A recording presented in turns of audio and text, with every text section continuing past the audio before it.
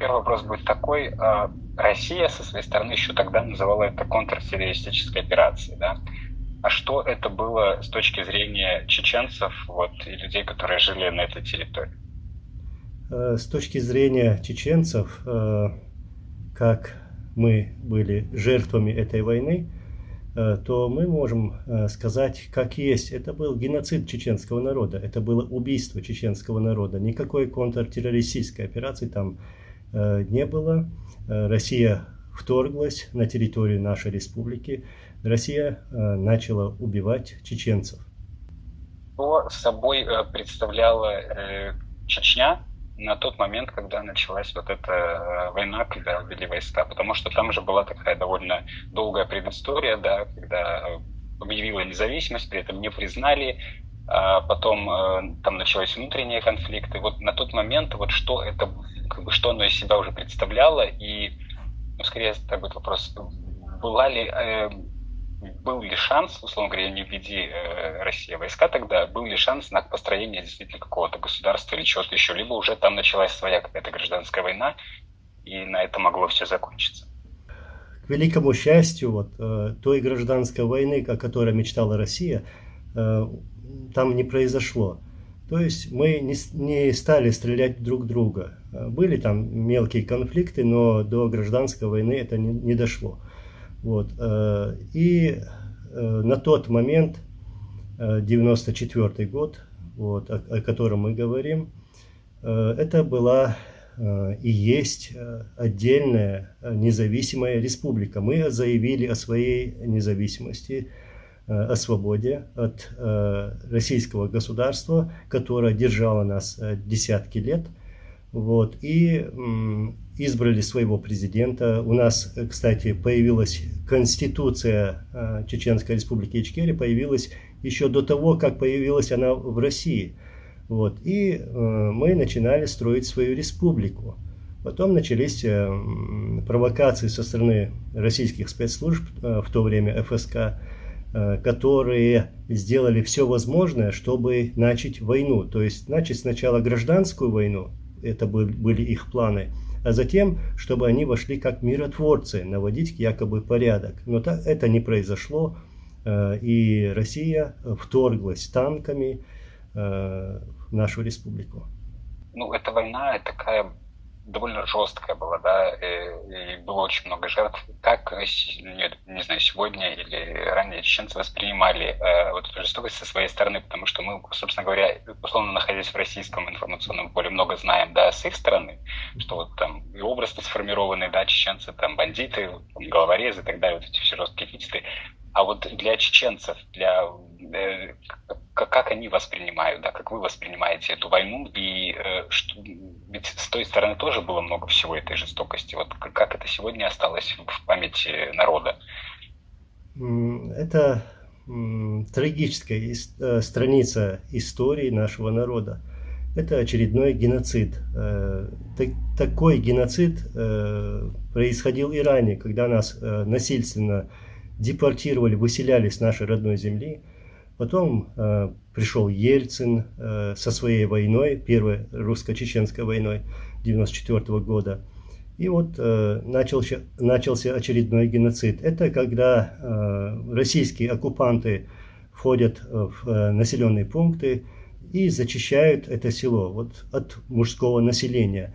Убивали и женщин, убивали и детей, как нам показывали вот этих немецких фашистов.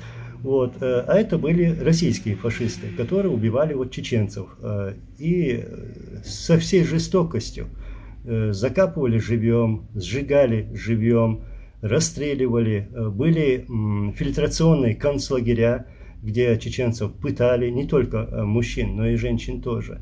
И мы сегодня вот за две войны, война Ельцина и Путина, вот мы говорим о жертвах.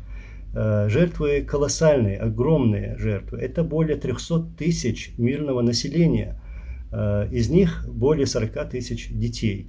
То есть, посмотрите, численность чеченского народа, это в то время, это было чуть более миллиона, и вот убивает вот третью, четвертую часть нашего народа. Это был геноцид. Если посмотреть немножко с другой стороны, те теракты, которые происходили уже в России на территории, да, которые, собственно, повлияли на все это восприятие, как к ним относятся, не знаю, сегодня в чеченском обществе среди чеченцев? А, да, вы можете назвать, который из них? Ну, например, захват больницы в Буденновске. Буденновский, да. Вот Ну, видите, такой самый медийный. я никоим образом не поддерживаю никакие теракты, вот, захват заложников и так далее. Мы нормальные, адекватные люди. Но это российская пропаганда. Никакого захвата больницы там на самом деле не происходило. И вот сама эта операция вот, была направлена против вертолетной части, против аэродрома, откуда взлетали самолеты Су-25, которые бомбили Ичкерию, взлетали вертолеты Ми-24, Ми-8. Вот, и Шамиль Басаев тогда пошел на эту вертолетную часть. Но потом, когда появились первые раненые, то они взяли своих раненых, то есть Шамиль Басаев, и вот они вошли в эту больницу, и потом российские войска окружили эту больницу и начали штурм. Убивали всех, те, которые там были, вот мирные жители, и вот те, которые там вошли в эту больницу. И вот бойцы Шамиля Басаева как раз-таки делали все возможное, чтобы не были убиты вот эти мирные жители. Да, я понимаю, там, это можно сказать, что это теракт и так далее, но картина там была совсем другой. Нет, я понимаю, я просто говорю, что в медийном, да, и вот в памяти, там, условно, большинства там, жителей России и других республик там, это осталось как теракт, поэтому я, собственно, с такой стороны хотел именно с вашей точки зрения, да, услышать, как это воспринимается. И ну, последний вопрос. То, что сегодня в Чечне не происходит, а та Чечня, которая сегодня есть, да, пройти такой путь, такую страшную войну, одну и вторую, да, эти компании, и вот в то, что превратилось вроде бы мирное, да, и, условно говоря, так посмотреть цветущий такой рай, стоило ли оно того? Вот что чеченцы думают, как бы, глядя на сегодняшнюю Чечню, какой можно вывод сделать, да, вот по всем этим событиям, которые были, что пошло не так, почему пришли вот к той точке, в которой сегодня находится эта территория, этот народ? Я понимаю ваш вопрос, но я скажу, что и в то время, и сейчас от чеченского народа, от власти Чечни ничего не зависело. То есть я хочу сказать, что эту войну, о которой мы говорим и которую принес Путин, принесли из России. Эта война была навязана чеченцам. Я помню вот попытки недопущения этой войны со стороны властей Ичкерии. То есть от Джохара Дудаева, от Аслана Масхадова. И все вот эти телефонные звонки в Москву, можно сказать, мы сделали все возможное, чтобы не допустить этой войны, чтобы не допустить кровопролития. Но российским политикам и генералам она была нужна, то есть подавить чеченцев раз и навсегда и показать это остальным народам, что никоим образом нельзя заявлять о свободе. То есть вот эти народы должны находиться под гнетом, как рабы Российской Федерации. А Кадыровская сегодня Чечня, как бы это что? Вот как бы на взгляд чеченцев сегодня, что это из себя представляет? Понятно, как это русские в этом условно воспринимают, да, с другой стороны. А вот как на это смотрят чеченцы? Что это сегодня? Это действительно чеченская республика или это что? Ну, с нормального места, где есть жизнь, где есть процветание, где есть спокойствие, люди не бегут. Можно сказать, что половина численности нашего народа сегодня на чужбине, и люди продолжают уезжать из республики. Сегодня мы говорим о мобилизации российской.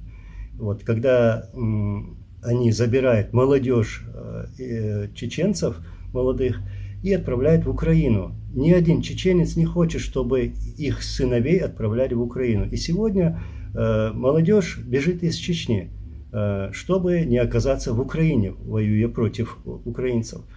Вот это сегодняшняя Чечня, сегодняшние чеченцы и наше общество. И я хочу сказать, что сегодня чеченский народ находится под гнетом, под этой диктатурой пророссийского режима в лице Кадырова и других.